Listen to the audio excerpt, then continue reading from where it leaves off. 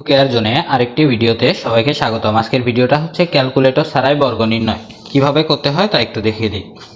মনে করো আমরা 31-এর বর্গ নির্ণয় করব, তার মানে কি 31-কে আমরা দুইবার গুণ করব, তাহলে কত দাঁড়ায়? 1-কে 1, 3-কে 3, 1 ঘর কাটা, 3-কে 3, 3-3-কে 9। তাহলে এখানে দাঁড়াচ্ছে 1 6 9 মানে 961। এটাকে যদি আমরা একটু শর্টকাট করি তাহলে কি দাঁড়ায়? 31-এর বর্গ, তিনটা ঘর নিয়ে নিলাম। তিনটা ঘরে কিভাবে করব একটু খেয়াল করি।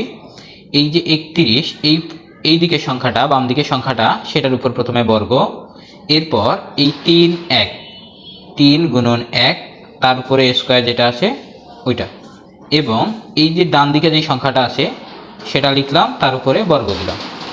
এবার যে কাজটা করতে হবে সেটা হচ্ছে এই যে ডান দিক থেকে আমাদের সংখ্যা বসায় নিতে হবে। 1-এর উপর স্কোয়ার মানে 1, 3-কে 3, 3-2 6, 3-এর উপর স্কোয়ার মানে 9।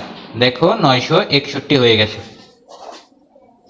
এবার যদি আমি আরেকটা সংখ্যা নেই, 66 নেই, তার উপর স্কোয়ার যদি করি তাহলে কি দাঁড়ায়? 1 2 3 ঘর। তাহলে দাঁড়াচ্ছে এই যে 6, এই 6-এর উপরে প্রথমে স্কোয়ার, এরপর কি করব? 6 নিব, এরপর এই 6 নিব, তার উপরে স্কোয়ার আছে এটা নিলাম, এবং আরেকটা 6 যে বাকি ছিল এই 6, তার উপরে স্কোয়ার নিলাম। এবার আমরা এই ডান দিক থেকে মিলাই আসবো। এই 6-এর উপর স্কোয়ার মানে 36, 36-এর 6 হাতে থাকে 3, 6 6 36, 36 দুগুণ 72, 72, আর ওই যে হাতে 3 ছিল 75, 75-এর 5 হাতে থাকে 7, 6-এর উপর স্কোয়ার মানে 36, 36 আর 7 হচ্ছে 41। তাহলে টোটাল 43, 36 আর 7 হচ্ছে 43, 4356। এটা হচ্ছে 66-র বর্গ।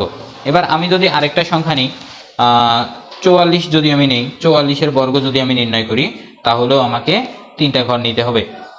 এই যে 4-এর উপর স্কোয়ার, এরপর 4 গুণন 2, এরপর 4 আছে, এই 4-এর উপর স্কোয়ার, 4-এর উপর স্কোয়ার হলে 16, 16 6 হাতে থাকে 1, 4 4 16, 16 দুগুণ 32 আর 1 33-এর 3 হাতে থাকে 3, 4 4 16 আর 3 19।